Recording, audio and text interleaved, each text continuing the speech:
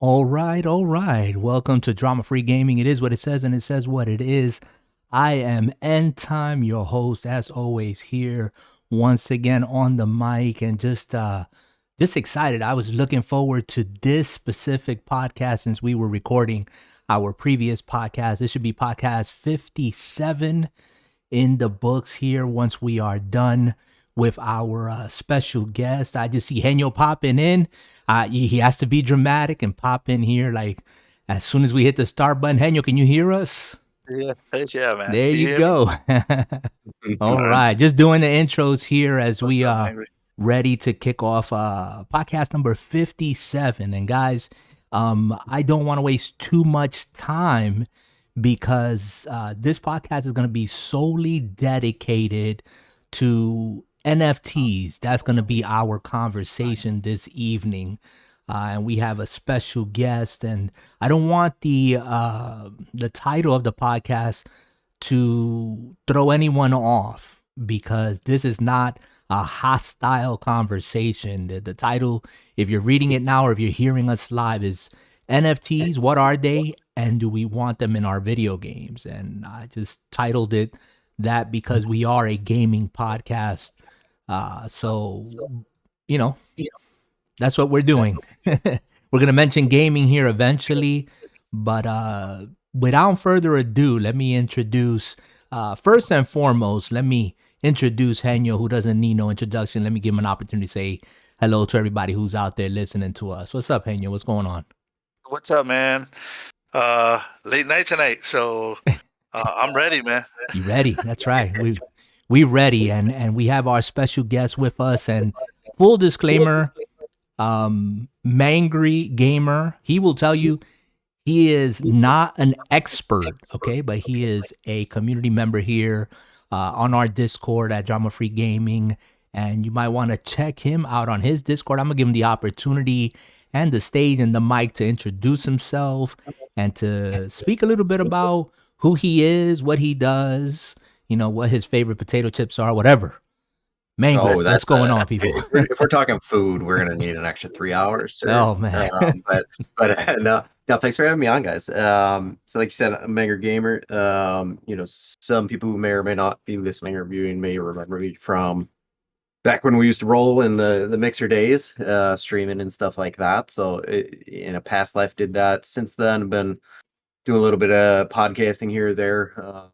With predominantly with the Senate Update, which is a Star Wars Galaxy Heroes podcast that I've been doing for a bit as a founder and a host. And then more recently, I've gotten into NFTs, and which is what we're predominantly talk about today. Doing some art over there and getting involved in just buying and selling NFTs and investing on that side of things. So, yeah. Nice. I mean, he took all that he does and all that he's probably involved in, and he just like nicely wrapped it up. And Mango, I just want to tell you, I think I've ever been with that. By the way, I think I'm pretty sure of that. Okay. Well, what was that podcast again that you are involved with?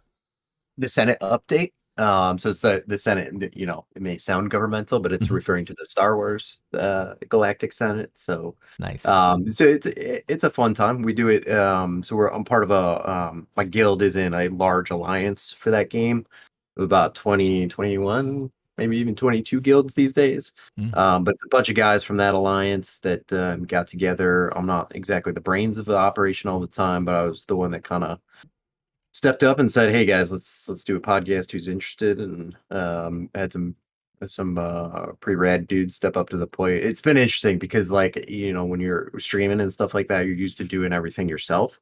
But it's weird because the way everybody stepped up, we have a guy who handles like the art for the podcast. We have guys that come on the host with me, and we have an editor. So really, all I do is I show up, I do the host, and then I handle the publishing after the fact. It's pretty incredible when you don't have to do everything yourself. So.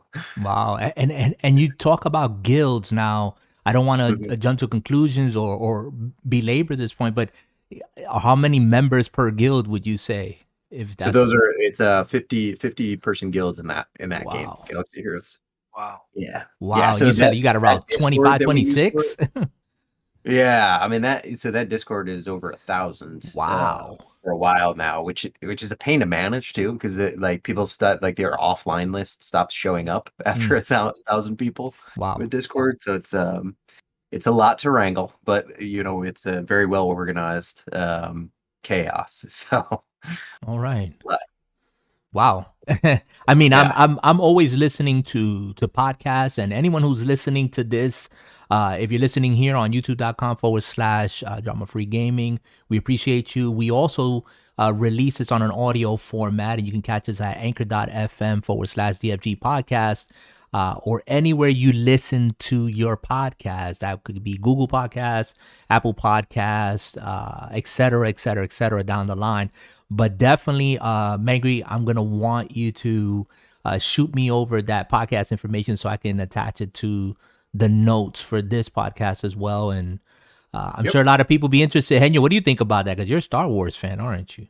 Yeah, I actually never got into the galaxies. I literally I had tried it like one time. I think I walked like the longest I don't know path, and like all I did was reach like one side of like wherever I was to the other side, and I was like, this thing is vast, Mm, and like I left it at that. I didn't get into galaxies, okay, but I was aware of it. cool. Yeah, I'm a Star Wars fan. I'm just not into I don't play galaxies. I mean, yeah, Star that's Wars. fair enough. Yeah, Star Wars is like so vast of a universe, right? That I mean, how many branching stories, games, and all this other stuff can you just mine out of that franchise alone, right? And They're mining. We're gonna find out. Disney owns them, right? yeah, right. Well, hey, We're gonna they. find that limit. I think that cow's gonna be milked for a long time. Yeah, Yep. And our generation will die, and then they'll just reboot everything, and it'll be fresh again. So yeah. Luke Skywalker will be the new hotness in about 20 years. that, yeah, I can't get that picture out of my mind. The new hotness, Luke Skywalker. Okay, we got Dusty. Goes by Gregory, by his real name. Hi all. He's waving. Sleek is waving in the chat here on the YouTube side as well. And we welcome you guys. Appreciate you guys being here. And the one that I don't see, and I would be remiss to say, is Dark Dad. It's past his nappy time. I told him to go take a nap and come back, but I think he's gonna be down and out for the evening. But let me push this Damn along. GIF. What was that, Henyo?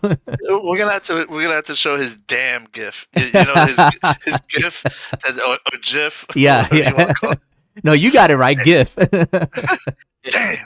Yeah, he always puts that on the Discord. Yeah, we want you guys to join up. Listen, I'm hoping that this podcast is going to be very informative, enlightening.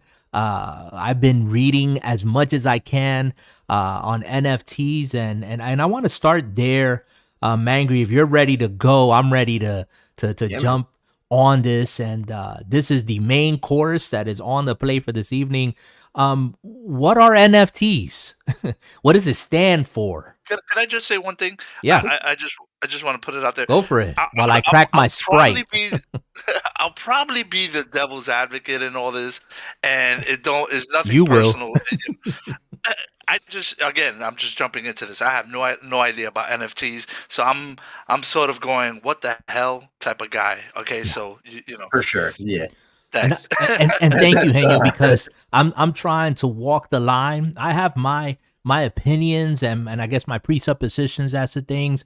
And the more I've been reading, the more I've been swaying, and I'll be honest, just to one side. But I want to hear Mangry, because Mangry, before we hit live on the button here for the stream, Mangry is younger than us. He's starting now, and so we're a bunch of gray heads. I always say that here, you, me, and Jay. So I really want to see what others are seeing that necessarily might not be in my generation, and therefore might not appreciate or see this beyond what we're seeing. You know what I'm saying? But yes, please. Yeah. Be that devil's advocate this evening so I can mediate between y'all. So Mangry, what are NFTs?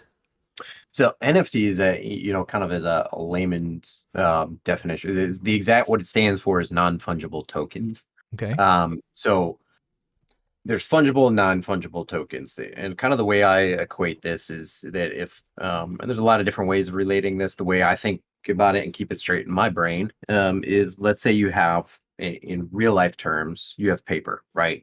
Paper can do a lot of different things. It could be a blank sheet of paper with a pencil next to it in front of you, or it could be a dollar bill in your wallet.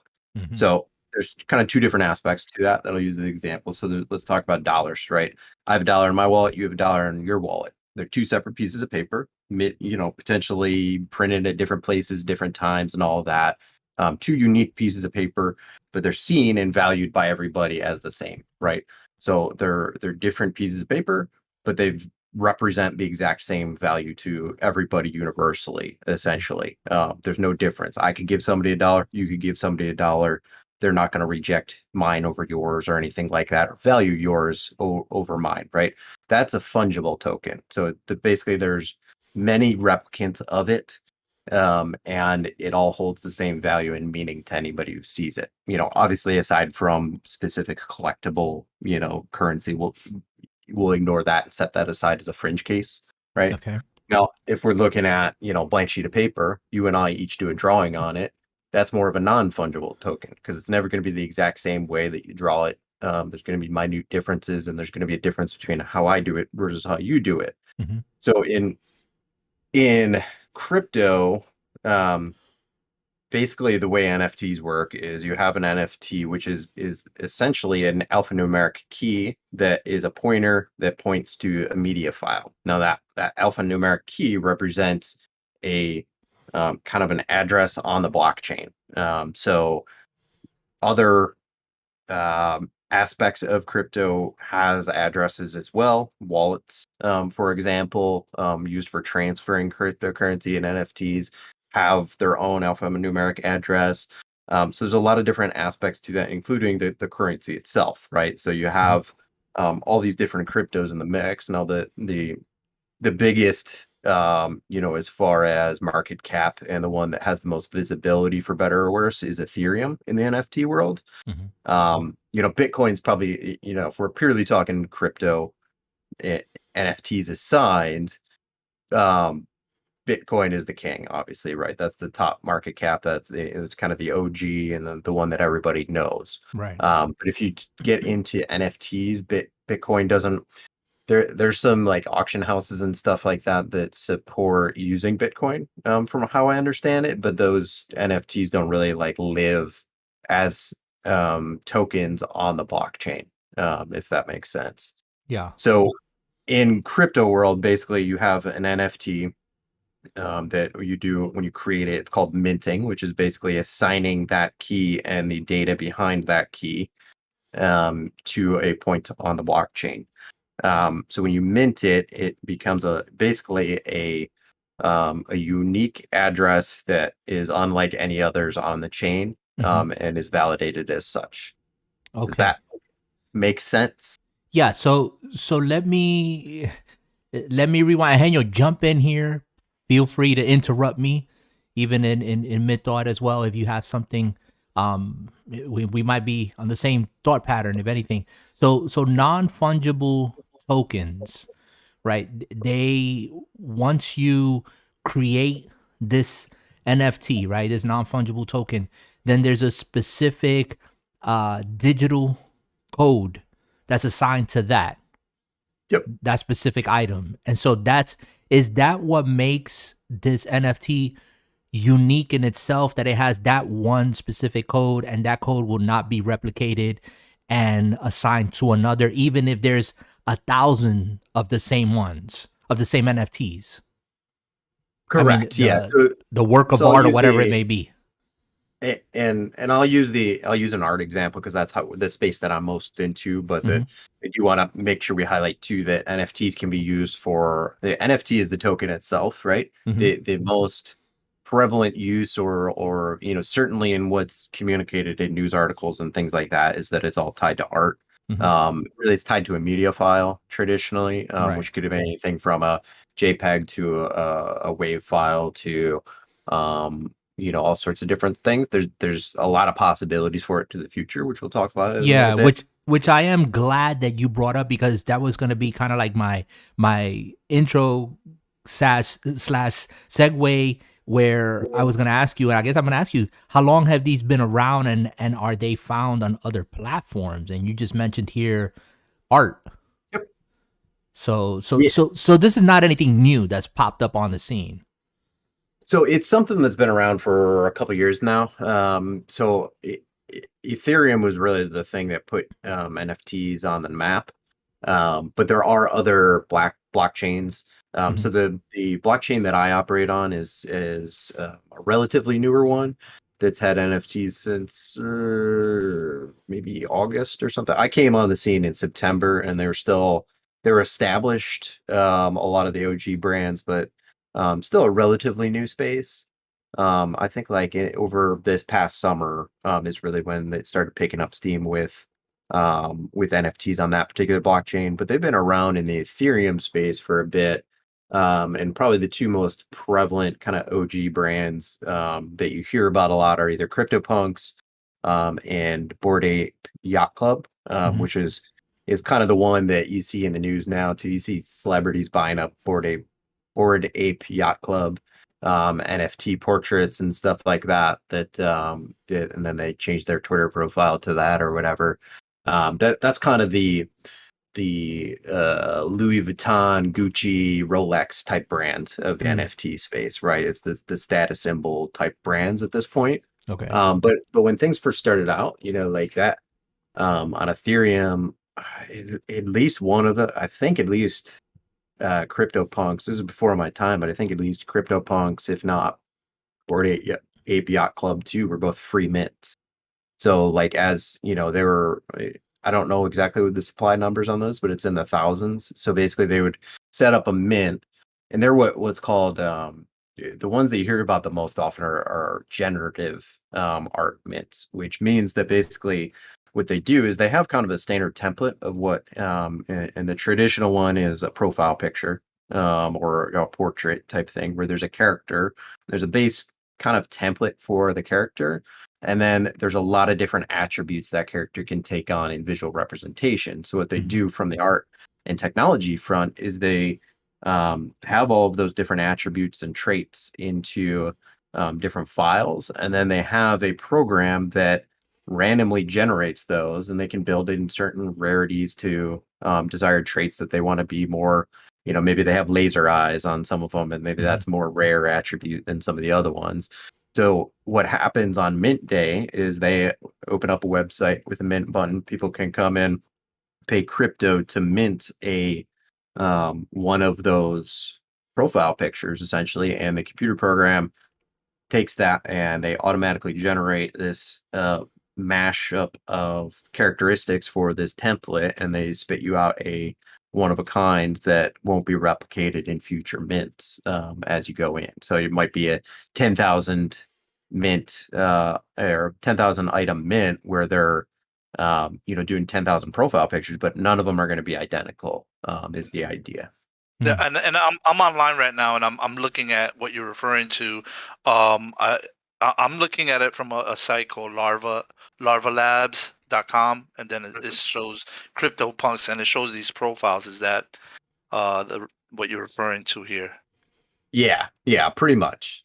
Yeah, and you could go into it, and you can see the value of these profiles, and yep, and I guess the cost of it and the bids. And what site is that, Henyo, that you're on? I'll put it on the chat there for everyone to. Cool. Yeah, if you post it on the chat. So Mangry, just to keep the conversation going, and I'm glad the way that you're explaining it, because it's fallen into place. It's kind of kindergarten. At least I'm still keeping up, and I don't know if the guys in the chat, Dusty, Sleek, if you're following along, give us a thumbs up. But I do have a question to kind of rewind the tape a little bit. Sure. You answered my question about minting without me even answering it. It's exactly what it means. Mint, it means to produce. So that's when they go and they produce it, and they actually put out this, for lack of a better word now, let's call it art. And so rewinding the tape a little bit, explain to us what is a blockchain. You said you was operating or working from a blockchain. So I'm not a huge tech expert on how all of it works together. Okay, but, we'll try your best. So, I mean, to I be have a fair, little bit of understanding but I was studying more on like the cryptocurrency and Bitcoin, and so I have a vague idea and understanding of what a blockchain is. yeah, so it's essentially the storage mechanism and network for those cryptocurrencies. So each of those cryptocurrencies has a network of their own that they use for making and validating transactions, right? So Bitcoin has its own blockchain and is programmed specifically to work for that currency. Same with Ethereum, same with Solana, same with, there's a ton of them out there. Now, not all of them do NFTs, like I mentioned, but if you take it up a level from NFTs and just talk about cryptocurrency, when you're looking at Binance or any of these like kind of crypto exchanges where you can convert your country-based currency or whatever you have, or maybe even another crypto into a different cryptocurrency for investment, or whatever you need to do with it. Each of those things represents a blockchain, and basically the blockchain is the network that's used to transact and validate transactions. Okay, so if I wanted to bring it into the material world, kind of like if I travel to, let's say, another country or whatever, I have my American dollars, I go over to currency exchange, that would be like the blockchain, a representative. It's a place where I'm going to be able to exchange my currency for whatever the currency it is that I'm going to use to do these transactions. That's more so the exchange. The blockchain itself is really the network. Oh, okay. That's dedicated to each currency. Oh, okay, gotcha. Yeah. Okay. Yep. Okay. It's safe to say that's where the mining happens. Gotcha. That's where the mining. That's where like pretty much anything that results in exchanging or creating anything related to that cryptocurrency happens in that network, right? And that's composed by the people, right, that are actually doing the selling and buying or trading or whatever it is that they're doing, right? Yeah, so I'm not a huge tech expert, but the way Right. I understand it is you can stand up different nodes for validating transactions and things like that as you go along, which can be profitable in its own right. But it also, the more and more nodes you get for validating transactions and things like that, really drives towards that idea of true decentralization, which is what a lot of, or DeFi, as you hear it called sometimes in the crypto world, which is really taking this idea of like, hey, we're going to be a truly international, independent economic ecosystem that isn't dependent on, the strength of a government or, the exports and things like that. And it's a little bit more independent of regulations and things like that for good reasons, and some people for nefarious reasons. But I think the spirit of it is in the spirit of kind of decentralized kind of independence, with crypto in general. Yeah, and I've heard in my own study and reading and whatever, I've heard that word over and over and over again. Decentralization. Decentralization is a big thing around crypto. And is it as big, for lack of a better word, with NFTs as well? Something that's decentralized? Would you classify it as that? Yeah, I mean, the NFTs and the network that those specific NFTs are built on are only as strong and valuable as the network they're built on, right? And part of decentralization is the independence factor, but it also goes towards kind of network stability too, right? So I think, Henyo, you're at least in the IT world, right? And like if you have a network of servers, you want points of redundancy, right? It's the same kind of idea that if you have a node go down, you want other nodes to be able to take the load and things to not bog down and slow down to a snail's pace. just because of certain things happening. And actually, we saw a bit of a market dip across all of crypto recently too, because Bitcoin took a little bit of hit on some of their validators because of Kazakhstan and kind of their turmoil going on over there, as far as their own civil matters. But basically their internet got shut down, so there was some, from what I understand anyways, that there were some nodes that went down and things like that, and that caused a bit of a dip in crypto across the board, because a lot of times if Bitcoin takes a hit, a lot of the other cryptos follow suit. And that's due to the nature of the usage, right? If people, if if you're using it, it becomes a trade chip, right? For you to, For for sure. your services, for consumables, whatever the case may be. And because a state being down, not using this cryptocurrency, kind of says, what becomes of all that money that can't be used, or in this case, Bitcoin that can't be used. Yeah, I mean, Is that what drops the value of it? Because it can't be used. with Bitcoin, I would say it's usually fairly legitimate reasons that things get. So the thing is with various coins and cryptocurrencies in the market, and I know I've had this conversation with Sleeky Boy as well. So I would say, like, if you're looking at just taking NFTs out of the picture, if you're looking at cryptos from an investment perspective, I think the kind of two that often get floated out there as relatively stable are Bitcoin and Ethereum, because they're relatively stable and mature at this point. Some of the lower ones that are super cheap, like $1 or something like that, are, I generally say, probably about 95% of those are going to go to zero. Maybe 5% of them will move and like really skyrocket, and you'll get you a lot of money back on. How you tell the difference between those is a crapshoot.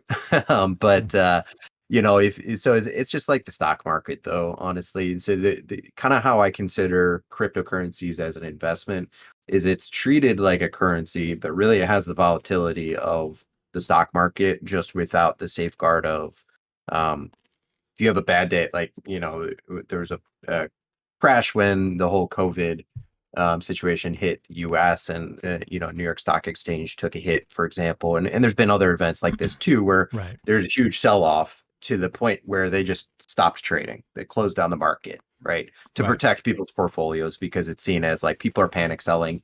We're gonna shut this down and let people chill out a little bit and then open up trading again, right? In the crypto world, that doesn't happen, right? So if people panic sell, there's nothing to really stop that slide necessarily. With the more mature cryptocurrencies, like, you're not going to see Bitcoin or Ethereum go to zero. But with some of those little ones, it's sometimes you get, they're really just hyped up and then, pumped up in price and then dumped by the people who hyped them up. So you want to be kind of cautious with some of those lower level ones. You can make a buttload of money. You could also just not make any money and lose it. So generally speaking, it's, with crypto investing as well as NFTs, you don't want to invest anything that you're not prepared to lose. There's a lot of investment opportunities there. Some are exceptionally lucrative, some are stable, some are, risky. So, you want to kind of treat it like stock investing and things like that. Do your own research at all times. There's a couple acronyms you see all the time: DYOR and NFA. Do your own research, not financial advice.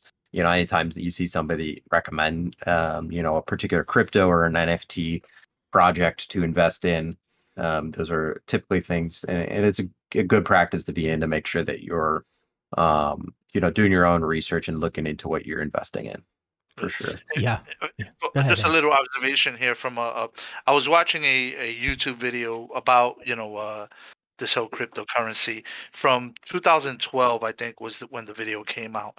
Um, and there, they were discussing about mining and the whole, trying to get the cryptocurrency going, like kind of fueling the fire, so to speak, with these tiers.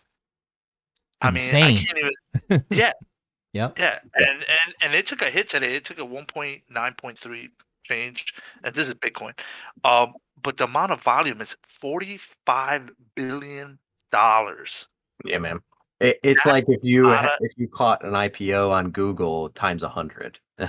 You know, as far as like how much money you're into right now. So so I guess what I'm trying to get at is if you bought something at $100 a Bitcoin in 2000, Mhm. man, you're Yeah, just sitting on millions and millions of yeah, billions, probably, if not, well, maybe a millions, uh, for of sure. dollars. And And there's what people thing who've done is, just that. Yeah, for yeah, sure. and the thing is now you got this cryptocurrency money. Now I guess you could either exchange it out, like you change it to dollar Like cash value, out. or, right? Or you start using that currency with businesses and Right. start making it a standard form of currency. And this is what they were trying to do early Right. in the early 2000s. They were trying to make it the norm, so to speak. Yep. And you know, you got businesses now that that are accepting it and using it as a real currency. I'm just amazed at it. I don't know if I ever will. I'm probably too old to start being involved in it. I'm really close to retirement. I consider myself really close to retirement. So I don't know, if this is something that I'm gonna take my 401k and say, yeah, change it to Bitcoin. Yeah, no, probably not. But But um, it's I think Mangry made he brought out to the forefront, and I have it in the show notes, and I will say it here in the middle of this podcast. Any and all opinions are exclusive and solely to the one who's given it. It is exactly that, opinions. We're not counseling, advising. We're not yeah, telling no, you, persuading you in any way, shape, or form. This is just an educational piece that we're having here. We're having this conversation. Highly interesting because Mangry, you said that you used the word volatile, and Bitcoin still remains that way, even though it's in the stratosphere right now, because it's not backed by anything really. And so the impression that I get, and I think Henyo and I saw the same video or whatever it was that we saw, a movie, documentary, whatever, but it gave me the impression that the people that got into this right from jump have rode the roller coaster, the ups and downs and the all arounds, are in it for life, like the long haul. Like it ain't one of those things that you just jump in and wait for the market to, be favorable, cash out, run. That's it. Like with Bitcoin, yeah, that's the case. yeah. With some of the pump and dump, altcoin is the family friendly term for it. But Mm-hmm. yeah, like there's some that people will do just that though, is they'll Right. ride it and Sure. then sell off, and then that thing goes to zero and nobody ever cares about it. The more of the meme coins, right? Mm-hmm. But you're right. Like with Bitcoin, it's, you brought up a interesting idea though, is that like people, it's not backed by anything Mm-hmm. other than the belief that people have in what it represents. And Right. to people, that idea, I mean, you could kind of say, like, why do we care about USD currency? It's not backed by gold anymore. We care Right. about it because of the strength of our economy and the strength Mhm. of our military. It's Right. the only reason anybody gives a crap about USD outside of our own country, right? Right. But in the Bitcoin world, sure, it's not a government that you're having faith in. It's what Bitcoin represents, or what any cryptocurrency represents, and what it means from a technology perspective, what it means from a decentralized finance perspective. Some people are in it for the grand experiment of it being just like, let's see where the innovation can take this. Well, and Some people, and I'm sorry to interrupt you, 'cause I'm an old guy and I need to say it before I forget. So forgive me. but NFTs, tying it into NFTs, because this is what Sure. we're talking about. It's, it seems like cryptocurrency, NFT sort of somehow influence one another, go hand in hand because of the similarities Yep. that they have. But NFTs are also, and correct me if I'm wrong, but can be perceived in the same manner as I perceive crypto coins. It's the people Correct. that Yeah. give it the value. And so, I mean, I use a ridiculous example, like, where do diamonds come from? Right? They come from deep in the earth, and they're coal and whatever, and they're pressurized and whatever, and then you get the shiny rock. But Right. who gives Shiny rock. value to that shiny rock? Exactly. It's us, and people Agreed kill. upon value as a exactly. society. Right. Yeah. And, Right. and to kind of to kind of go with that thought pattern of like if we're talking about NFTs, like I said, are stored on the blockchain, but they're also only bought and sold with that cryptocurrency.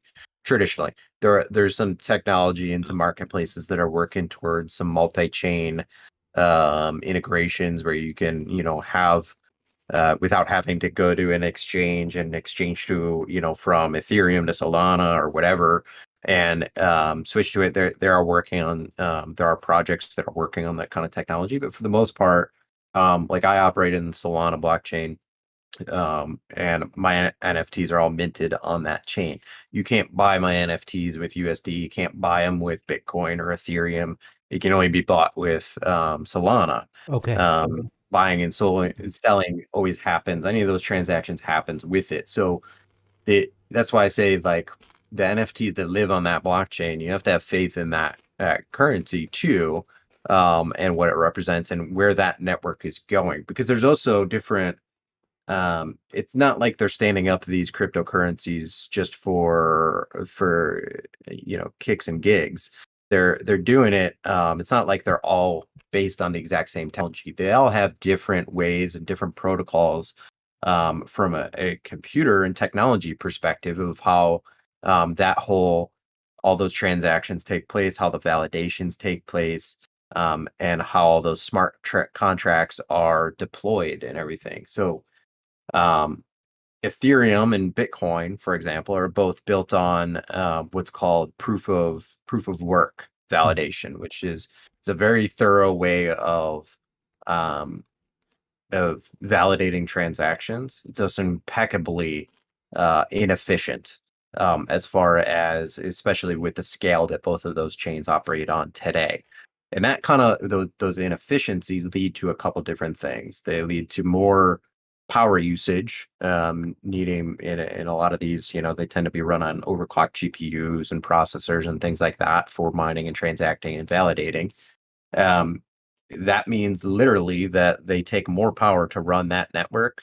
It also costs more money. So transactions on those chains to validate are more costly and slower, and also are more energy inefficient than some of the newer chains that are coming out, that run on proof of stake protocol, which I'm not a tech expert again, so I can't explain the computer coding differences behind those, other than the fact that proof of stake is more of it's seen as a widely accepted balance between thoroughness of validating transactions and tokens, against being substantially more efficient in how they operate. And this is where one of the things that, for better or worse, Ethereum and the NFTs that live on it, the big ones that you see in the news, like Bored Ape Yacht Club and Crypto Punks and things like that, as well as all the other brands of art and projects and various, unfortunately, scams and stuff like that have happened on that chain too, have led to everybody believing that all NFTs are terrible and destroying the environment. And like, if you listen to Twitter, people not in the NFT space think that I burned the whole rainforest to the ground single-handedly just by being involved with the NFT space at all. And I'm sure that some of this stuff came up in the articles too, is that particularly on the Ethereum chain, it's wildly inefficient, in my opinion, and the cost of transactions is very high. So to do a transaction on any blockchain, particularly in the NFT space, which is kind of a layer lower than just having just the currency itself, there's a lot of horsepower that has to go into transacting something like that on the Ethereum network, particularly how large they've exploded, to the point where you hear a term called gas fees, which is essentially transaction fee to do anything, to move an NFT from one spot to another, to buy, to mint, any of that. The transaction fee alone not even what you're paying for the NFT, can be a couple $100, give or take. It can be higher than that, can be lower than that, just to buy the damn thing. So that's why, like, I immediately was turned off to Ethereum because I'm not rich. So I look to greener pastures. But the other upshot of that too, of looking at some of these newer chains that run on proof of stake, is that it takes away a lot of that inefficiency and concerns over the environment for a lot of people that they have. Because at the end of the day, a transaction on Solana is about tantamount to doing a Google search. So I see people flaming, artists that choose to go into the NFT space, that may even be in the Solana blockchain, about how they're burning the rainforest, but really those Twitter wars they're trying to get into are probably doing, using more power than it's costing that artist to do any of their work. So it's unfortunate that it's seen in kind of that light, because the big dogs in the yard are the ones that that's true for, but that's not true for all NFTs or all blockchains. So it's fascinating to me, right? When you bring that up and you have this conversation, and I know that this information, I'm hoping that you guys who are listening, even after the fact, can grasp some of this. And I'm going to encourage you to go back, listen to it carefully, because, bad news or negative news, or perceived, negative news spreads like wildfire, right? And sometimes we just jump on the bandwagon and we don't even take a moment to hear things out, research things, and then form our own opinions about it. And hopefully this is what this podcast will help you do here on Drama Free Gaming, and again on Anchor.fm, and wherever you listen to your podcast on audio format. That would be DFG Podcast. Mangry, let me ask you this.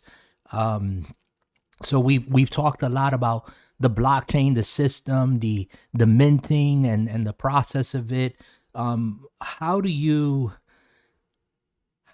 get, or I should say, what do you get when you purchase or you sell an NFT? Help me through that process.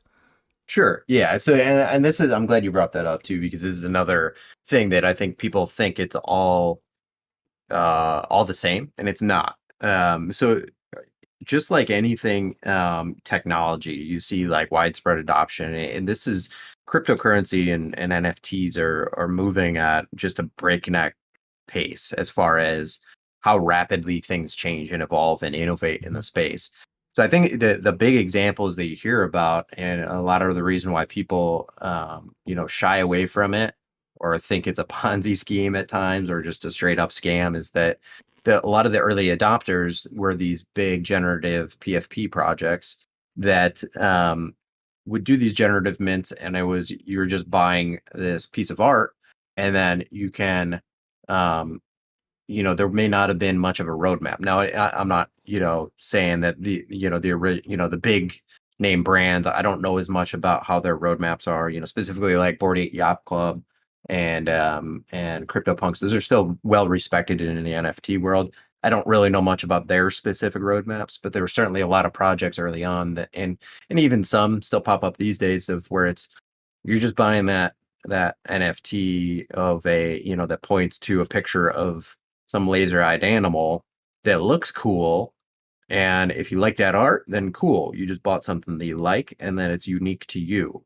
But a lot of people buy stuff like that too, with the same kind of idea of some of those cryptocurrencies, where they'll pump and dump them, and they'll look at it as an investment of, I can mint this cheap and then take it to secondary market, and if the project gets enough hype, I can just sell it for potentially a lot of money, depending on the hype train.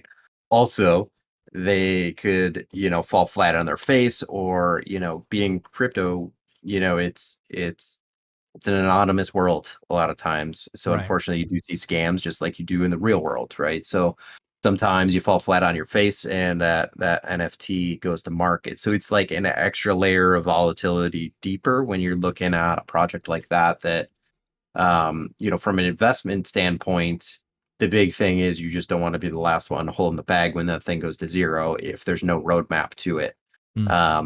So That was kind of the original kind of template to it, from my understanding. And like I said, you still see projects like that today. But more and more as you go along, especially those larger volume mints, you're starting to see utility in their roadmaps. So that NFT, beyond getting a cool piece of art with it, the token itself has utility. So it may be a ticket to sit at the table in how that project gets steered and how they use money from royalties and money that was raised in the mint.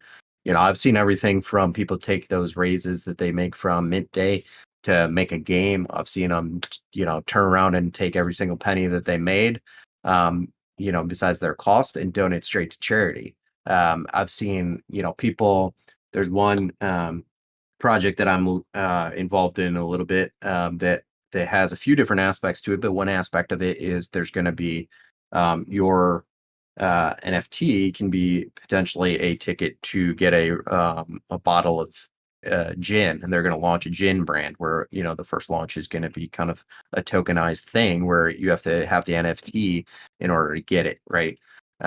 So there's people that are like that are taking the idea of that NFT fundraiser, essentially, and using it to fund a business startup, essentially. And there's a lot of different directions they can take with it.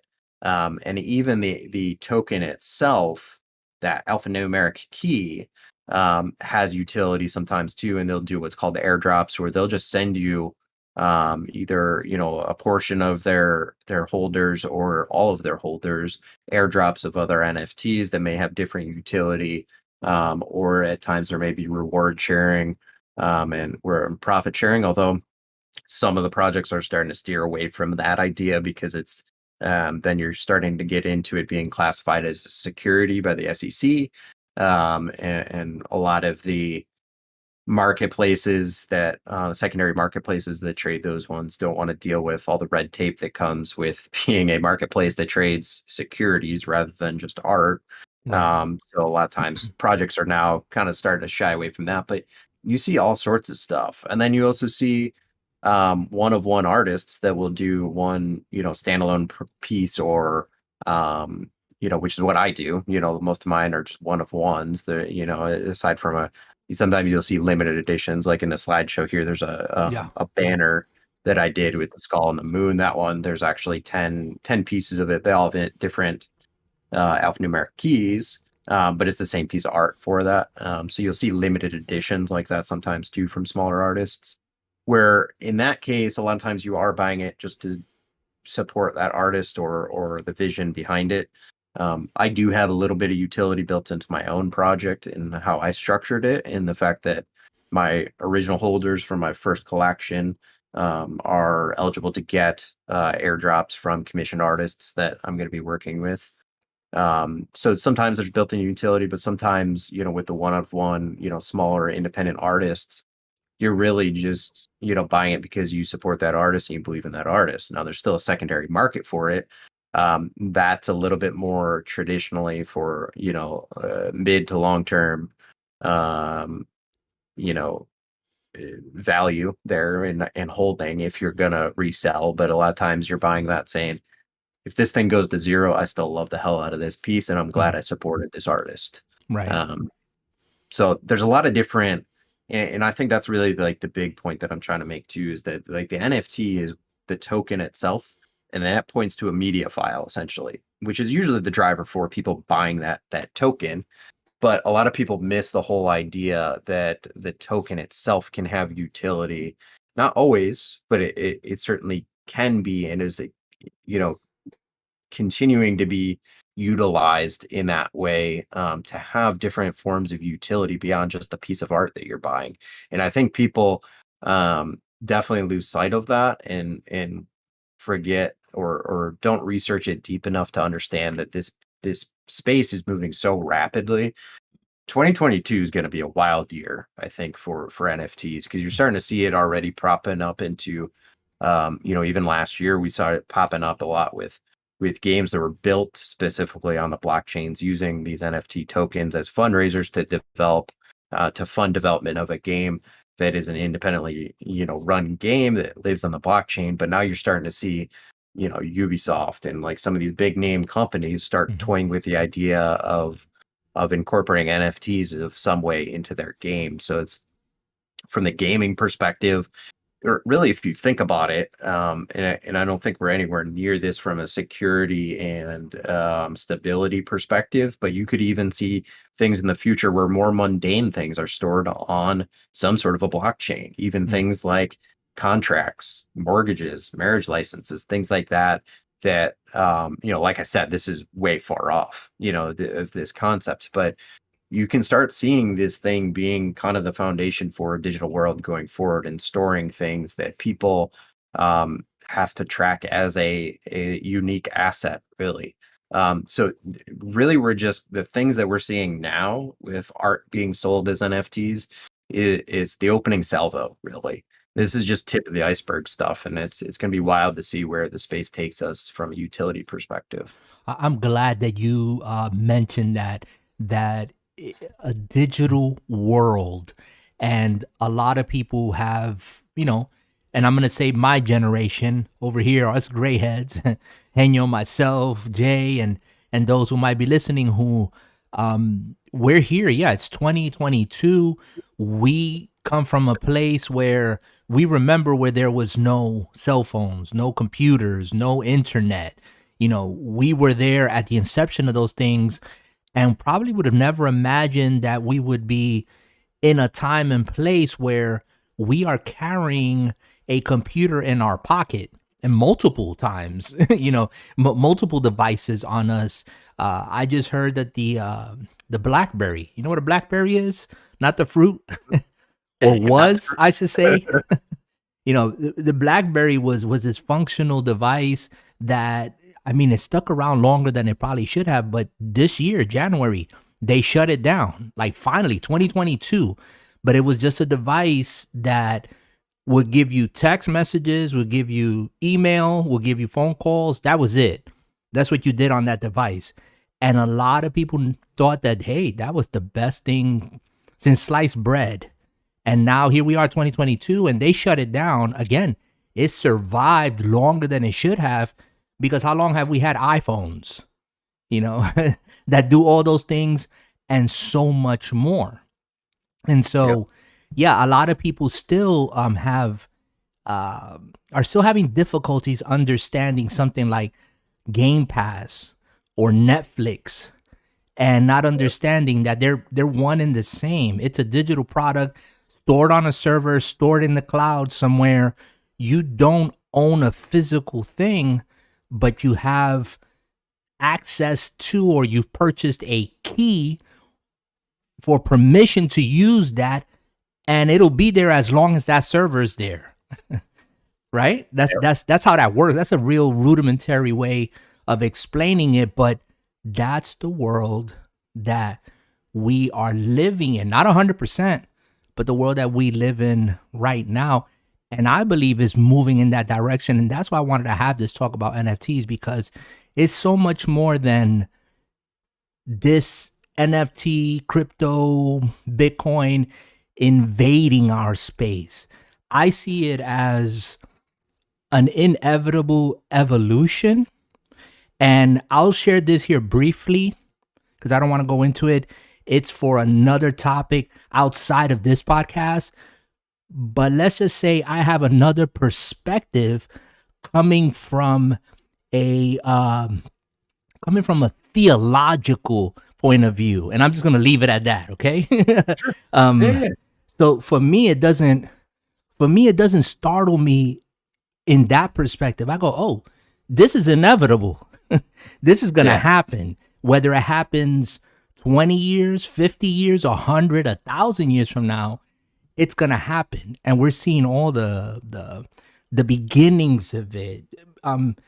You're seeing a lot of the same pushback on it as we saw with the internet, where people thought the internet was just going to be a fad. Now, I'm not saying NFTs are going to have quite that magnitude of impact. Maybe they will, maybe they won't, but it's reminiscent of that from what I've seen. Yeah, I mean, what thing that is new that comes out is shiny, and it somehow, some way threatens to be either completely foreign to the mainstream or is seeking to replace something else is met with open arms. Never. I mean, and then you're always gonna have the human element where there's gonna be those that are gonna exploit it. They're gonna get in, they're gonna get theirs, they're gonna get out. That's human nature. That's gonna happen. But I'm also hearing from you, and I know Genio's hearing this, but there's opportunity for entrepreneurship here and opportunity to be what's the word? Not just entrepreneurship, but what Bill Gates does, like to be philanthropist. If you really like hit a certain market or do well with this, you can do a lot of good. Oh yeah, and there's whole projects that are built around the idea of being charity forward, right? Like there's when I first came on the scene on Solana, there was a project they launched called Trippin' Bunnies, I think is what it's called. But they basically, and they didn't even announce that, they straight up did the mint as cool art, cool generative art. It sold out in minutes. I think even less than a minute, and I think it was like around 7,000 and change or something like that pieces that they minted. And then shortly after sellout, they announced, "Hey guys, surprise, we're donating all of this to charity." And they did. I think they donated to like National Suicide Prevention or something like that. Now they'll still make money, I'm sure, off of secondary sales and royalties and stuff like that. But you see stuff like that happen, and it's pretty cool. I mean, even in my own, I've done some charitable efforts within my own projects, as well as anybody from back in the Mixer days. If you ever came across Gaming.geek, he's got a project called the Mallows. That's little marshmallow characters and stuff like that he's been working on as a solo project, and he's got some charitable efforts as well built into his. He's kind of my partner in crime a little bit as far as comparing notes and going on this journey together. But you see a lot of that even at some of these projects. They all kind of like have different focuses and roadmaps, and it's pretty cool to see the diversity that we're starting to see, I think, now. That's awesome. Genio, you have anything to interject, or should I just ask the next question?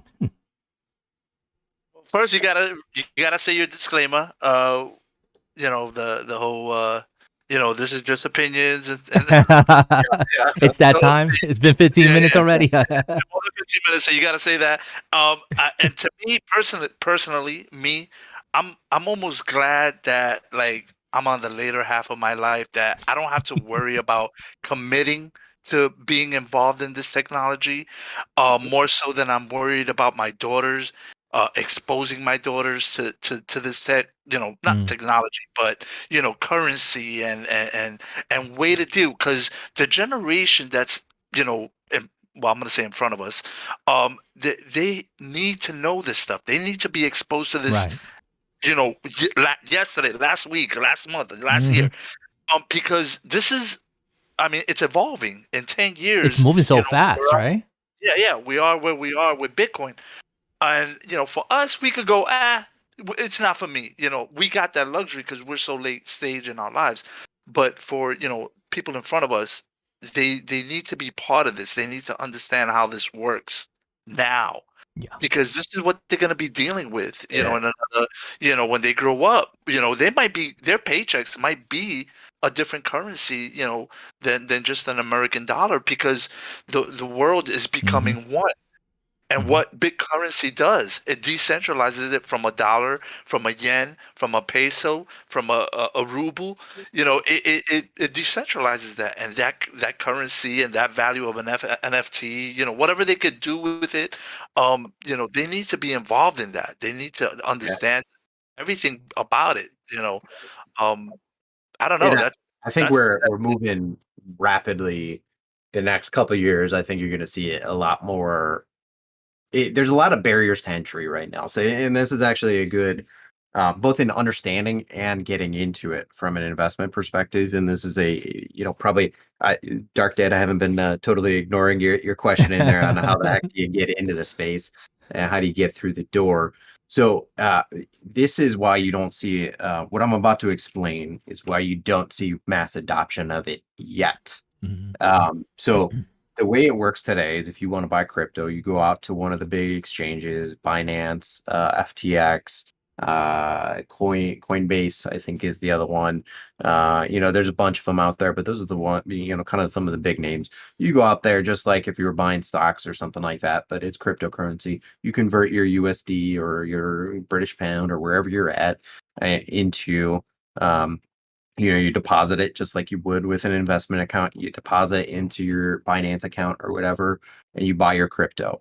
Now, if you're just in it for crypto investing, you can leave it there and you can watch the charts and buy and sell and trade to different currencies as you see, currencies going up and down in value, whatever you need to do, just like the stock market, right? To go into NFTs, you got to go a layer deeper because most of those exchanges don't support NFTs yet. I think we're starting to get there. I think Coinbase has started releasing their own NFTs. FTX has added some to their market. So I think we're getting a little bit closer to that idea of, being able to just go on like Amazon and buy an NFT, but it's a while off still. So today, what you would have to do is go buy your cryptocurrency, and then you have to set up what's called a crypto wallet, or a wallet, is usually just what people refer to as short, that handle that specific currency as well as store NFTs. Because most of those main exchanges, while they do have wallet tokens to them that you can send and receive to, it's really just all in the background and points into your account. It doesn't really and it just handles the currency, not the NFTs. So, like in the case of Solana, then the blockchain that I operate on, the main one is Phantom Wallet, which is basically right now it's a Google browser extension that you manage through it, and they're coming out with a mobile application shortly here, probably in the next few months. They have a beta version out right now for iOS that's in closed beta. So from there, you have to transfer your cryptocurrency. What's that? I'm sorry. What was the wallet name again? Phantom is the one that I use. That's probably the most trusted one on the Solana network. If you're talking Ethereum, I think it's called MetaMask, is the one that is the big one over there. But essentially what you do is you buy your crypto in the exchange and then you send that crypto to that wallet. Now that it's in that NFT wallet, then you can go and, either a project's website if it's minting, and you can go and mint straight from the chain, or you can go to a variety of different secondary markets where you can buy those NFTs from either other people or sometimes smaller projects like myself. I'll just post stuff straight to it. I don't want to mess with, I'm not a web developer, so I don't want to build the whole front end website and, all the back end code it takes to mint and stuff like that. There's some marketplaces like the one that I'm on is called exchange.art, where, I can mint stuff straight to the marketplace and storefront that I have there. That way people can just buy straight from there without having to get a randomly generated mint or something like that. So it's what I just explained is not easy for a lot of people to understand or wrap their heads around how all of that works. So that's why you're not really seeing much wide adoption yet. But I think there's a lot of stuff that's coming down the pipeline that's going to move it closer to, being able to basically just put in your MasterCard and buy an NFT. So we're not there yet, but I think the closer we get to that, I think we'll see more of that widespread adoption. It's interesting because being in the space, I encounter people of all ages, right? So I get, young bucks that are like, high school or college, and then, you get people that are older than I am as well. So you encounter everybody, but there's one guy in particular, this guy Nate that operates. He's got a couple projects on the Ethereum blockchain as well. He's just had involvement on the Solana chain, and he's in college for art, and like he's kind of been involved in the space, but he's like been working with his professors, and they've been open to incorporating it into their curriculum to the point where they're building a project as a team, both from a coding perspective and development perspective as well as the art. So we are starting to just barely start to see it being incorporated into at least at the college level, that fortunately they're not totally ignoring. Because I agree with you, Henyo. I think it's something that people, even if you're not going to get, just dive right in face first, it's good that people at least understand at a high level what it is, what it stands for, and what it can be utilized for, and have an open mind of the directions that it can take into the future as well. Yeah, I'm absolutely. I would definitely, if I could, I would definitely like take $100, put it inside the big. I know that would probably lose its value there, but or the other way around. I would just to try it out to see like to purchase something with cryptocurrency to see the functionality of it. I would definitely like probably put money into that. Right. I wouldn't be looking into an investment thing of it, but to just dabble in it to see the mechanics of it, of opening an account, transferring money, spending money, buying something, that part I would definitely be interested in and Yeah. trying something simple. I think I tried it with Mint. I think we talked about Mint, late early last year, and the whole investment, project and stuff like that, and I started out with just like $20 in Mint. It was something to just try out. I invested in my company and it did pretty good. And not the money's actually still there. I haven't even touched Mint in like 7 or 8 months. I just left it there. It's like it's just I guess Yeah. money there. But the whole experience of it, the exposure to it. Again, I'm late stage in my life. I don't know if I would want to, start creating doing NFTs and you know Yeah. trying to make more money in crypto. Yeah, no, and I don't blame you for that at all. I mean, generally the guidance that I give people, that if you're looking just to dabble, or if you're looking potentially into investing in either crypto, or if you're in it for the NFTs and looking to dive into that space, I generally steer people away from Ethereum at this point. Now, full disclosure, Ethereum, like I said, works on this kind of um, I don't want to call it archaic, but in crypto terms, it is kind of archaic because of this breakneck speed that everything moves at. This old um, protocol of proof of work. Now they are there's theoretically a Ethereum 2.0 revamp that's going to shift it to proof of stake. That's going to make things substantially more efficient, both from an energy usage as well as cost of transactions. But in its originally they were targeting, I think, end of last year, early this year. I think it got pushed out about a year. Who knows? Who knows when we'll actually see that come around? But in its current state, if you're looking to get into that, I shy people away from there just because, like I said, the cost of transactions is just stupid unless you're rich. So I generally steer people towards Solana, or there's other networks like Tezo and a few other ones where you see NFTs starting to crop up. I think Solana is a good one because the cost of transactions is minimal. Even to mint, it might cost me a couple bucks, but that's about it. Certainly not the $200 to $300 to $400 that, depending on how much traffic is going on, that it would cost on Ethereum just to mint. So that's generally the network that I advise people to go towards, or something similar. There's other networks too that have good NFTs on it with good projects, good artists, and good people doing stuff beyond just art. But those ones are good ones that if you want to dabble, you don't have to have a huge wad of cash. You don't have to be a billionaire.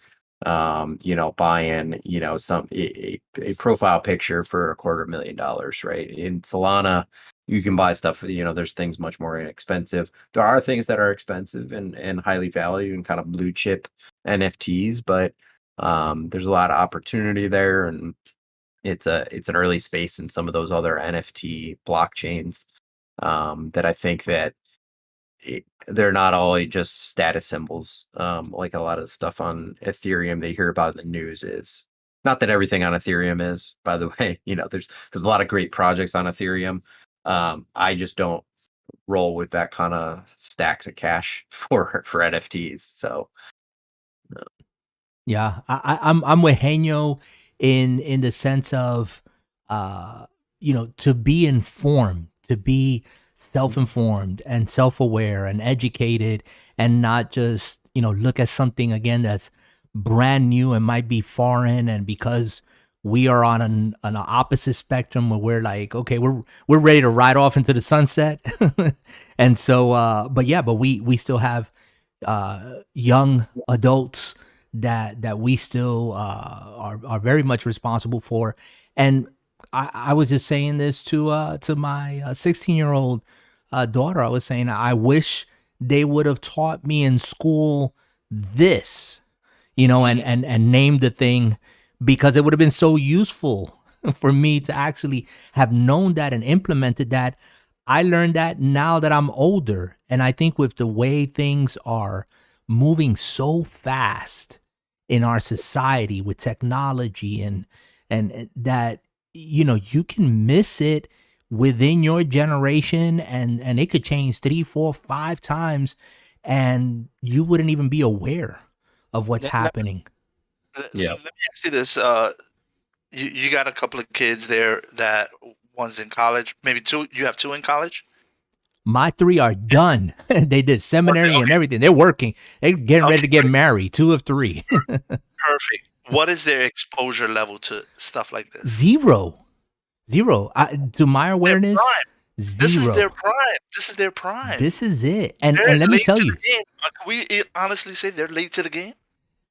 they might be. And let me tell you, and I have of the 3 of the 4, again, the one that's still at home, but all 3 of them went through this course called Financial Peace University, which was fantastic. I exposed them to it in my late age, and it's helped me get out of like debt completely, and it kept them free from credit cards, free from debt, free from, all this consumerism and all this other stuff.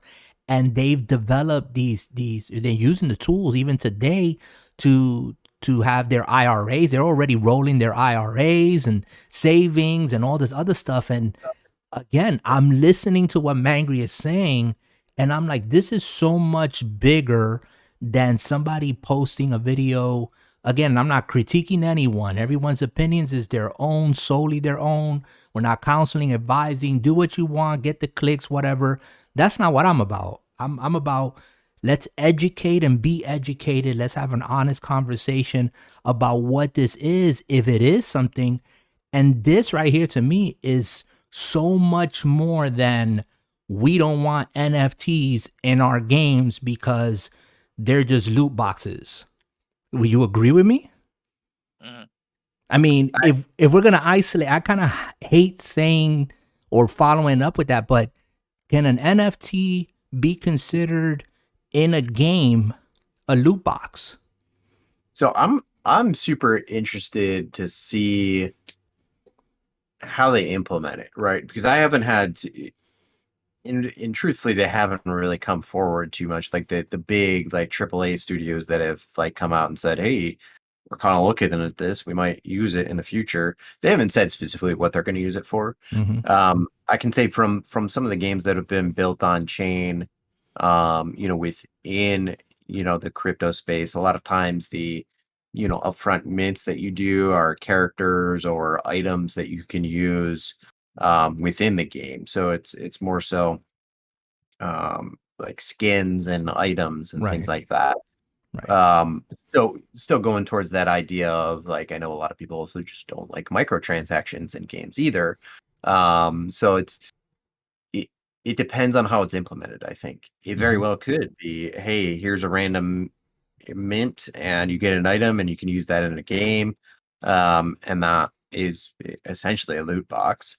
But it could also be a marketplace where you're buying exactly what you see in front of you. It's just going to be an NFT, and it'll be interesting to see how it goes, because you might even see characters that you can mint on a chain, but then use it in one game, and then if I want to take that character into another world, I can take it. Maybe Ubisoft has something that you can a character skin that you can mint, and not only can you use that in Division, maybe you can take it into Splinter Cell or something like that.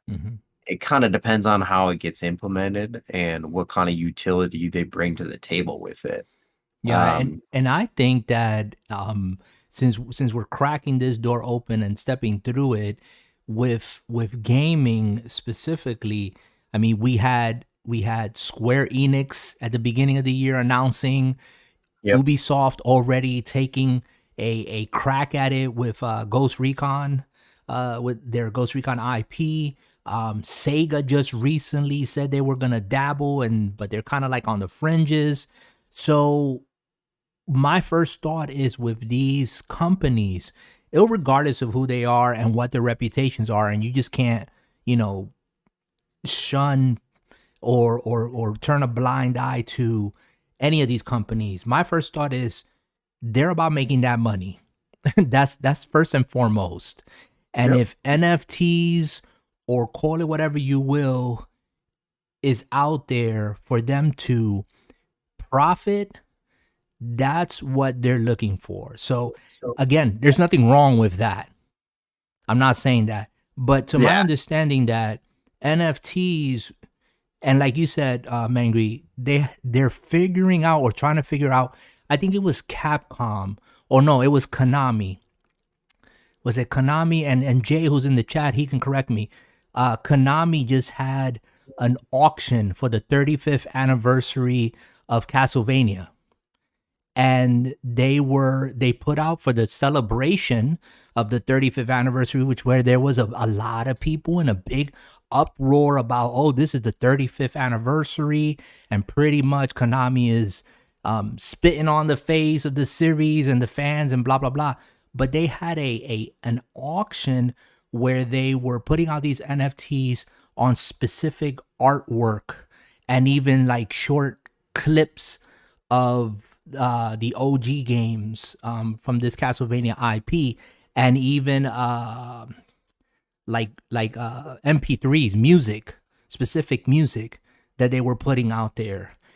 They were not implementing NFTs into the game. They were taking assets that they own. Taking assets and selling them. Yeah. Exactly. And so, I mean, I'm looking at it now and I'm like, they can do that if they want. That's their IP. And if people are going to purchase it, then what's the problem? Yeah, that's kind of how I see it too. And Sleek brings up a good point too that I was actually going to bring up too, and he just kind of beat me to the punch in chat. But I see that. Counter-Strike has had skins that you can buy in game, which we're used to, but they've also had secondary markets for it that you can buy and sell them. This is not a new concept of being able to buy a microtransaction and then take that item and then also be able to sell it on a secondary market if you want. So that's something that it's not a new thing. It's just this is cryptocurrency version of that. And that's what people hate. Let me ask you this, Mangry, to be more specific. Do you think that these companies, again, I'm going to name them Ubisoft, Square Enix, let's throw EA in there. I'm sure they're somewhere in there. All these companies that are, again, nothing wrong with this. They just haven't said anything about it yet. Well, they're still dealing with loot boxes, but but all these companies that are profitable, and that's what they're about, being profitable, nothing wrong with that, okay? Do you think that they're going to take NFTs and they're going to prey on people because there's this thing called FOMO, the fear of missing out? What do you think about that? I mean, that definitely, in your opinion, does that play a part in all this? I mean, not even so much introducing NFTs in a constructive, user-friendly, you win, I win situation, but preying and feeding on that FOMO. Oh, for sure. And you see, so I think those established game companies it'll be interesting to see what they do, because I think they're already getting backlash from a lot of people just by saying the acronym NFT in the same sentence as any other news related to their games whatsoever, other than if they were to say we're never doing this again, that's literally the only thing they can say within regards to NFTs that's not going to get a backlash. So even if their intentions are constructive, like, you know, kind of some of the examples we just talked about, I think that they're going to catch some flack. And I think that doing something like a true FOMO, now purely in the NFT world, there's absolutely, you know, people who FOMO into projects because they're like, I don't want to miss out on this in case this is the one that moons. And then, you know, sometimes unfortunately you even get, you know, people that rug out and scam people, and then they lose out because they FOMO'd in when they should have done more research. Right. But I think brick and mortar, you know, these big established companies are going to have a harder time doing that in regards to, you know, just taking the money and run. But I think that, yeah, I mean, they could, depending on how they're implemented, you know, certainly if there's secondary markets and things like that, you know, these limited time events, hey, you can buy this cheap now. And then, you know, if there's, you know, people hyping saying, you know, hey, this could be worth $100 and you're buying it for 20, go ahead and buy it. You know, you might make money off this. You know, we'll see. We'll see, because I think in its current state, I think a lot of companies are being exceedingly cautious about NFTs because of the backlash that people give to even the mere mention of the acronym, like I said, because of stigmas around it, justified or otherwise. You know, again, I'm not going to come in here and say that nobody's ever been scammed in the NFT world. I'm not going to say that, you know, more inefficient blockchains are energy inefficient, and, you know, probably that does have an environmental impact. You know, but there's give and take to all of that. You know, there's a lot of good in the space too, and not every NFT is the same thing or has the same purpose or anything like that. So I think we could see exactly what you're talking about.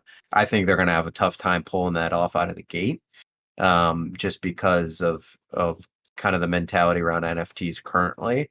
But then again, you know, these are also gaming companies that are, you know, that take multiple years to develop a game. So they could be saying, hey, we're going to have NFTs in some of the games we're starting to develop, because they know inevitably that as soon as they get working on that code and start working on that integration, if they're doing it in the foundations of their games, that stuff's going to leak, and that news is going to leak out. So I think they're trying to get ahead of that and saying, hey, we're going to do it.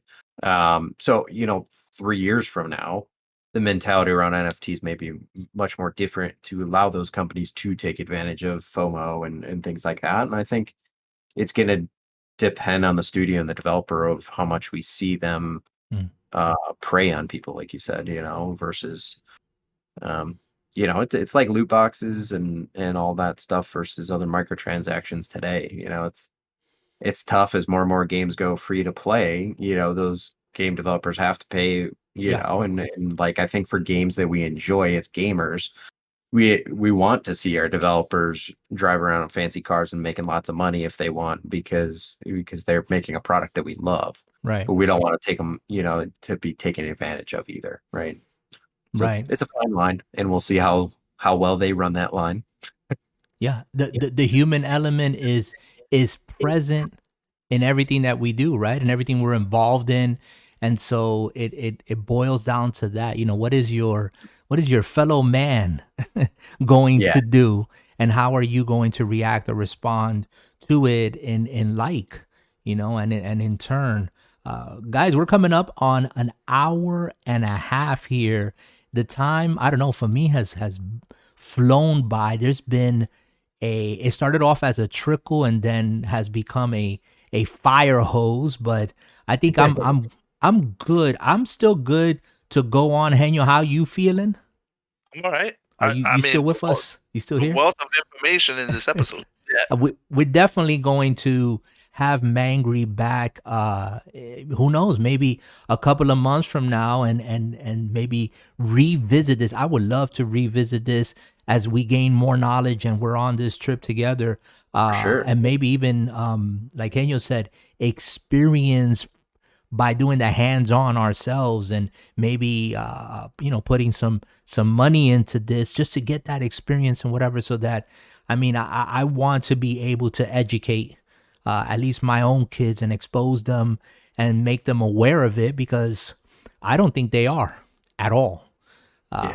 And I just being kind in of this walked through this space. conversation too, thinking that I think both of you guys would find some interest just purely, even if you didn't invest anything, just seeing some of the different ways people are using the technology and the ideas behind it. Just because it's evolving so rapidly, and that the technology aspect of it even is pretty rad. Yeah, for me it's that. You hit it on the head, man. For me it's not the making the money. It's more about how does it work, and I'm fascinated to even think that there's something like this that exists, and it's evolving like at light speed. It's moving so fast that you can miss it. It could be here today, gone tomorrow, and you wouldn't even know that it even existed. I mean, I didn't know this whole thing about crypto and less about NFTs before we got on the mic. But guys, if you're listening here, whether live now, I appreciate Sleek and Dark Dad who are in the chat. Dusty was with us here. I don't know if he's still here or he passed out. But if you're listening to this on the replay, whether here on youtube.com/drama free gaming, we appreciate you hitting that like, hit that subscribe. If this has been informative, entertaining, we're definitely gonna have Mangry back on the screen. You're seeing some gameplay of a game called The Last Stop. I didn't mention that earlier. It is on Game Pass. Very interesting, and just go check it out. It's on Game Pass if you have it, as well as some of the NFT that has been produced by Mangry himself, Mangry Gamer. And so all his information, his links will be in the description below this video here. So go check him out and go show him some love. And again, like Enyo said, 15 minutes has passed by. So all opinions and everything that we're sharing is just that. It's opinions. We're not here to persuade one way or another. It's just to be educated and to hopefully educate others and bring some awareness to this, and not just, bring out some fanatical title so that you can give us a bunch of clicks. But we appreciate the likes. We appreciate the subscribes. And I think we're over 406 subscribers last time I checked. Who knows? Who said we should push for like 10,000 by the end of the year? Who knows? Maybe this will be the year, right, Henyo? So, let's blow it up. Yeah. But since I think we got maybe about another half hour, because that's what I'm looking at gameplay here before this tape loops, maybe about 20 minutes, if you're good with that.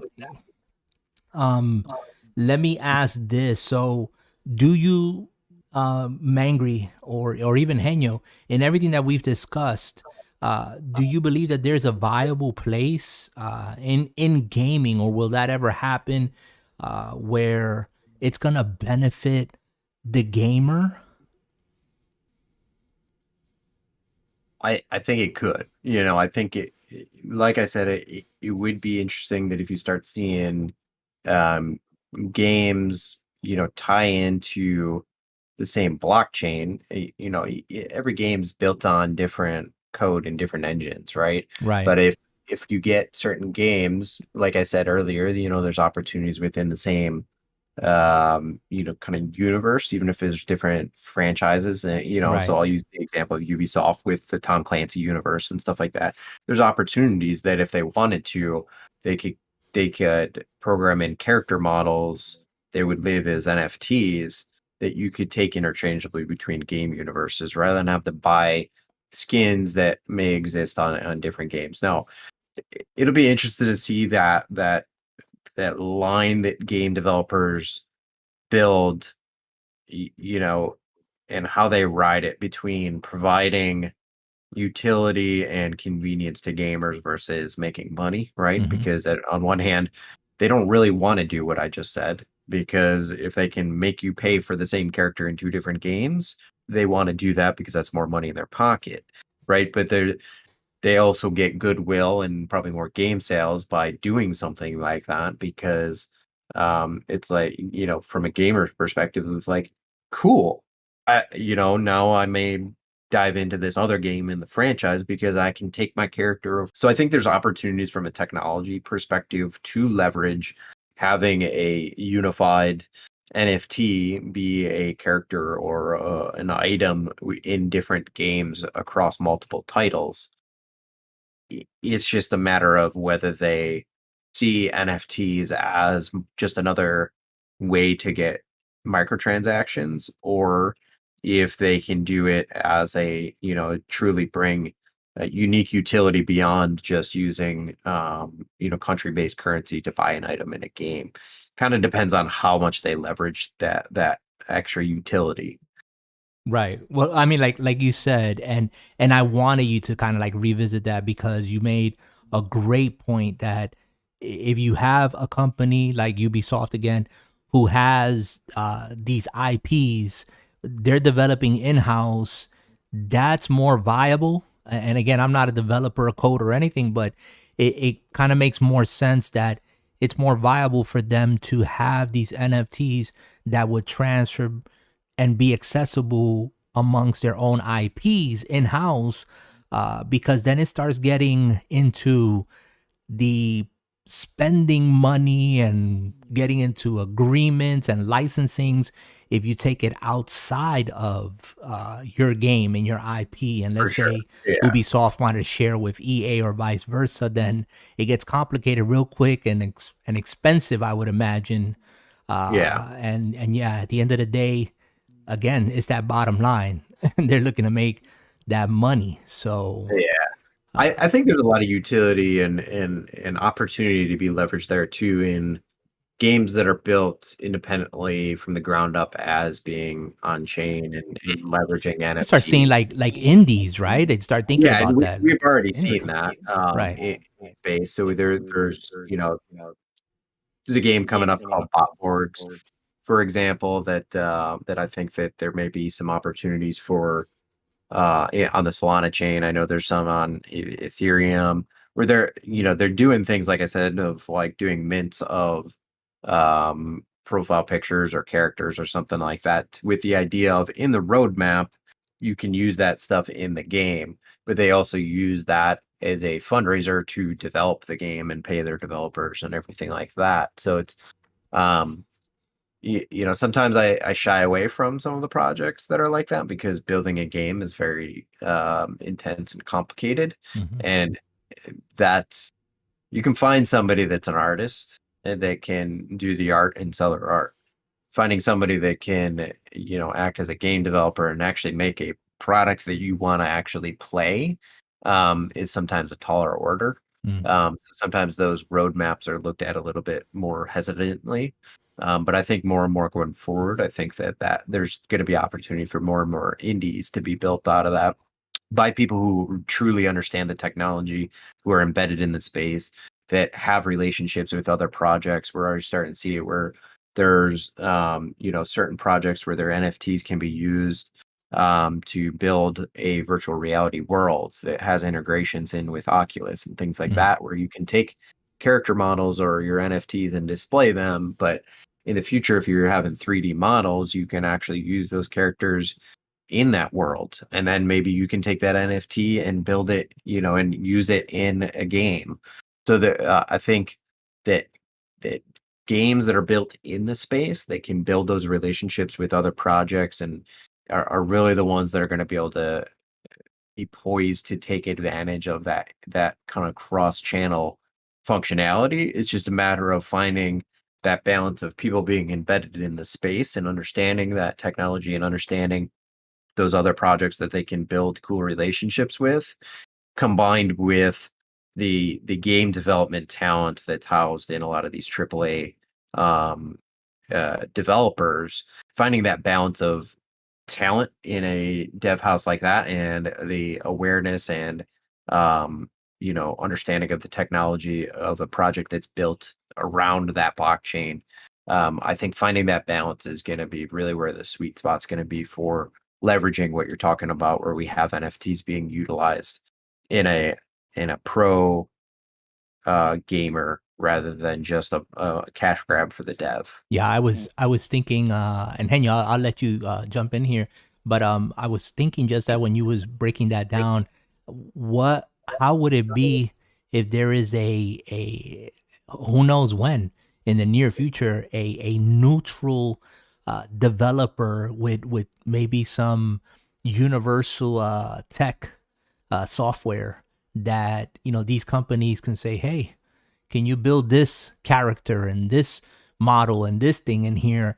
And then that could be like the hub that would distribute and make that possible to interject these NFTs from these different developers and companies into each other's games. That would be, yep. I mean, that's just one of many thoughts I'm sure that people much smarter and with much higher pay grades than me have already thought and probably are hammering out as we speak. Henyo, you was going to say something. I mean, just chiming in with collaborations with artists into the game, and maybe the company kind of making money off that, or so they invite well-respected or well-known artists into the part of the game. The artist provides the NFTs and the artwork required, and they split the profits, and that's just another money-making machine that big companies that like Sony or whatever, EA could say, you know what, you're well respected in the community, and we're willing to kind of collaborate with us in this game. Provide your artwork, and we'll split the money. Yeah, it's a whole like other branch, right? Like a whole other department within their department, right? That could just be formed and bring on these talents. I'm thinking about, how back in the days, like I think it was Nintendo that I was watching some sort of again, film or documentary. There was a specific guy that, and this is back in the days when the artwork was done by hand. I mean, they were drawing it out. And I think his audio dropped. Okay. What's that? Yeah. I'm still here. You hear me? Anyways, I'm still here now. I'm still here. You can hear me? Okay. Yeah, YouTube must be trying to give us a hint that we're going too long, but I'm seeing my connection. We're good to go. But anyways, I was saying that back in the days, Nintendo, let's just say that it was documentaries and I was seeing, and they hired out this guy who did a lot of the box art, like for Contra and all these other companies. And, they contracted him out. He did the artwork. They posted it on the box for the video games. That's the way you and I were attracted to games like this back in the days. What if that's something that happens now with these NFTs, right? Where, again, everything is digital and the box art that you're seeing is on a digital store, or a digital service like Game Pass. All those things are drawn out, but obviously they're being done digitally. So I don't know, a lot of possibilities, a lot of ways that this can continue to evolve and evolve. It will. I want to give Henyo, I want to give you the opportunity to, ask maybe one more question before we look to wrap this up here. And any other comments? I don't know if this question is going to open up another. Can you hear me? Yeah, we can hear you. I don't know if this topic will kind of bring up another 2-hour conversation, but hopefully not. Now, NFTs and other people's artwork being taken from them, and resold by other accounts, that are taking someone else's artwork, literally like just making a digital copy of it and kind of making it their own in the NFT realm. Like, what is that about? Like, is this really happening? And who's policing this? And who's policing this?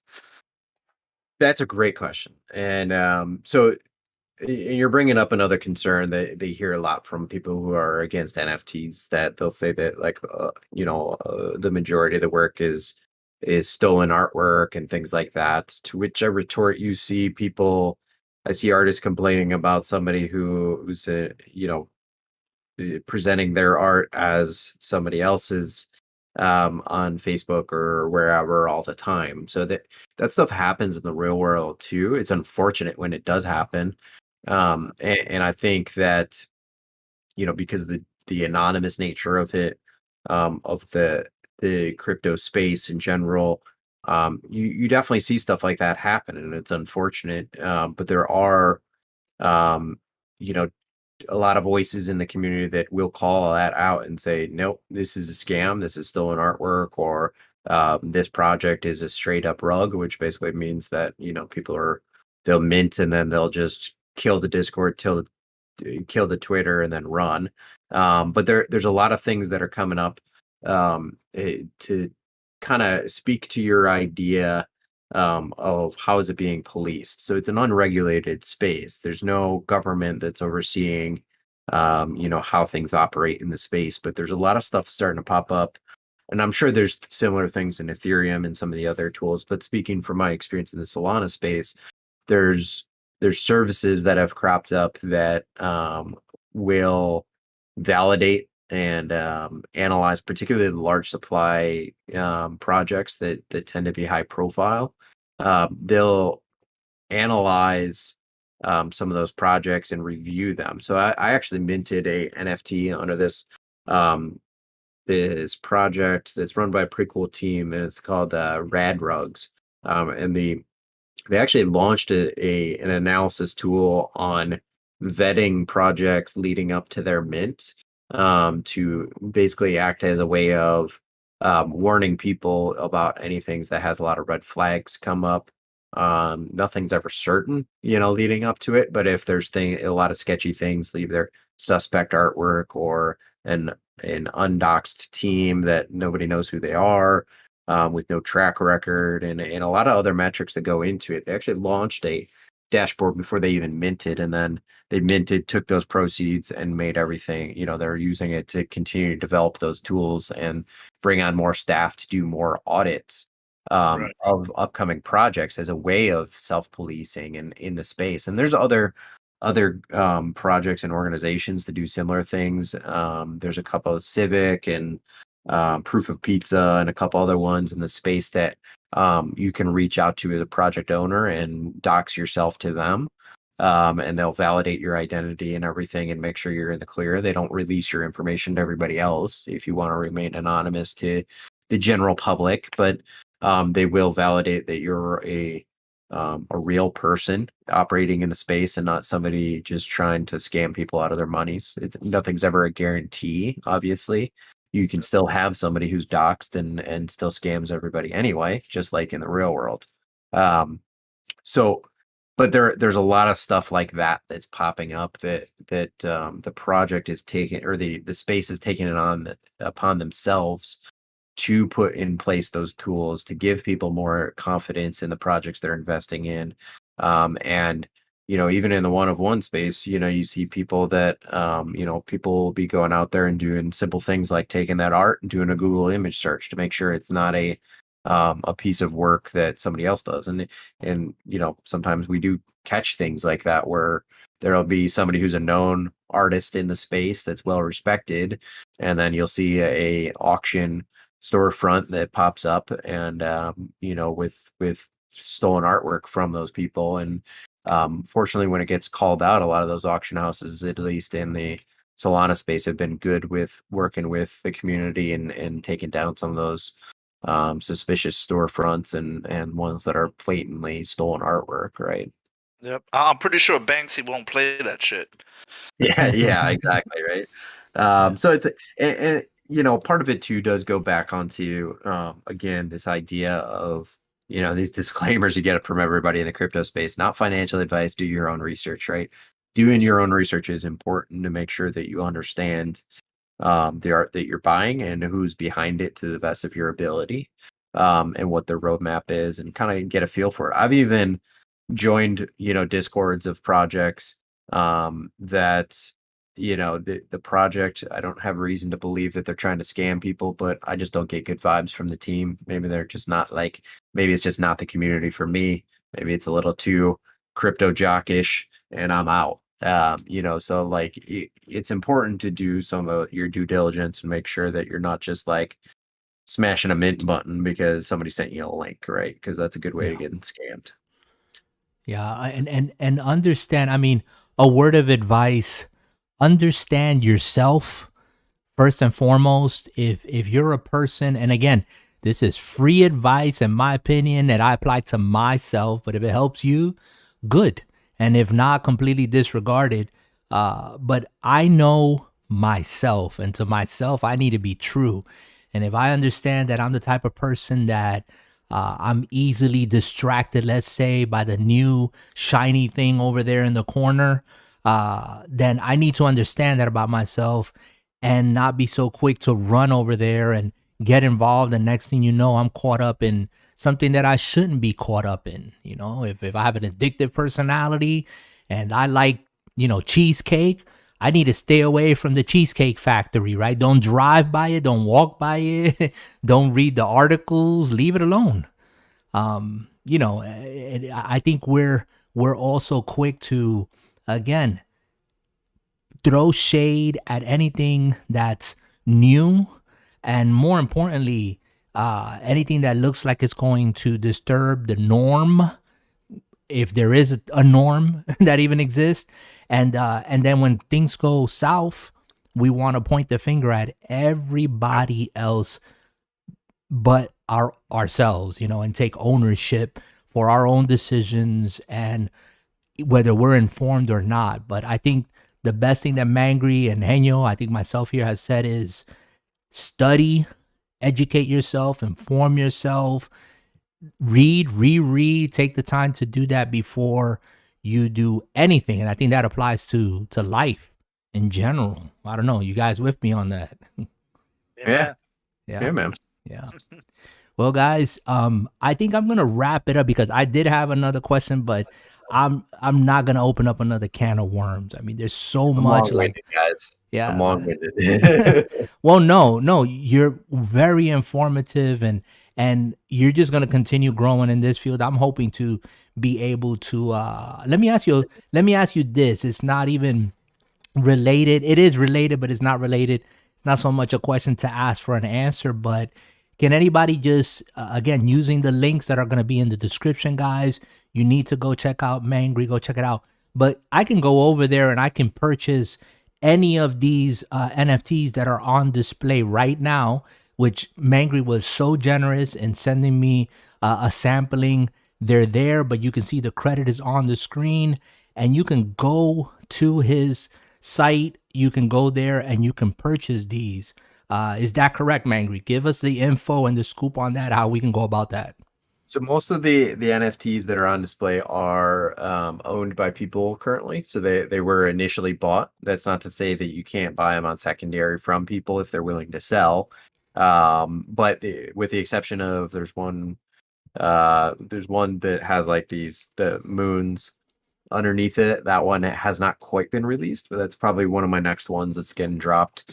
But all the details are out on my Twitter is probably the best place to go. So I have two Twitters. I have the Mangry Gamer one, but I do have a specific one for the brand MG Skulls, which is my NFT brand.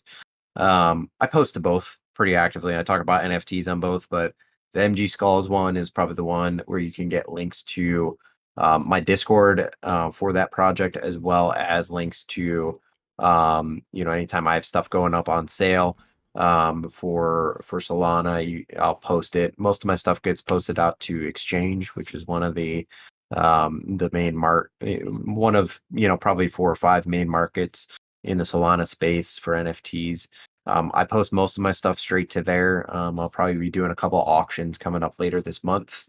So yeah, that's where you can get it. So I probably will be doing a kind of a traditional merch store for whatever currency you use in the real world as well. So keep an eye out for that as well. If you're into t-shirts, mugs, I can find something with some beer glasses and whiskey glasses. I would really like to do that, but we'll see.